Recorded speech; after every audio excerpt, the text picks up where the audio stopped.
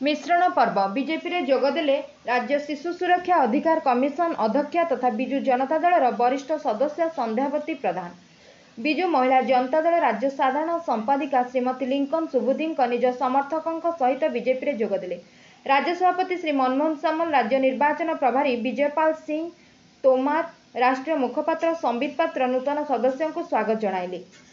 ओडिशार विकास ପାଇଁ बीजेपी लड़ाई करिବ। राज्यर प्रत्येक प्रांतरू प्रतिदिन हजार हजार संख्यार विभिन्न राजनैतिक दल, सामाजिक संगठनर सदस्य, प्रतिष्ठित व्यक्तिविशेष माने बीजेपी रे योगदान करुछंती। राज्यर माँ भौणी माने सचेतन होइछंती।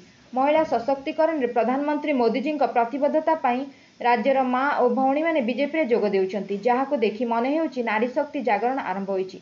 एथर लोक निर्वाचन लड़िबे। ओडिशा रे बीजेपी रे डबल इंजिन सरकार गठन करिवे। प्रधानमंत्री श्री नरेंद्र मोदीजी हाथमुठा को सुदृढ़ करने 8980808080 नंबर रे डायल करी बीजेपी सदस्य हुंतु बोली आज राज्य कार्यालय अनुष्ठित मिश्रण पर्व अवसर में राज्य सभापति श्री मनमोहन सामल कहते। Bureau report Ekamra news agency.